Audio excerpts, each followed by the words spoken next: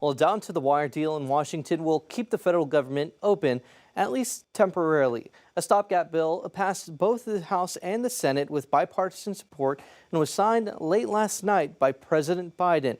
Bradley Blackburn has more on how this deal came together. The bill is passed, and without objection, the motion to reconsider is laid on the table.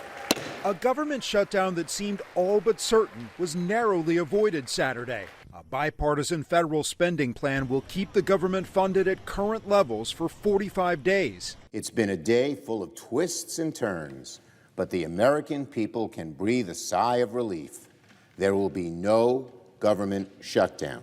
President Biden signed the bill just before a midnight deadline when federal agencies could have been forced to close and critical employees and members of the military asked to work without pay. We went from devastating cuts that would have impacted the health, the safety, and the economic well-being of the American people in 24 hours to a spending agreement that meets the needs of the American people. To reach a deal, House Speaker Kevin McCarthy turned to Democrats after he couldn't secure support from hard-right members of his own party. But the funding fight will now continue. I asked Congress, we'll stay in session the next 2 weeks, continue to work to get this done. The plan does not include additional aid to Ukraine, a priority for the White House that growing numbers of GOP lawmakers oppose. I'm confident the Senate will pass further urgent assistance to Ukraine later this year. The deal funds the government until November 17th.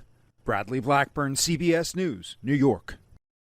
In a statement, President Biden said the deal is good news for the American people, but he urged Congress to approve additional support for Ukraine.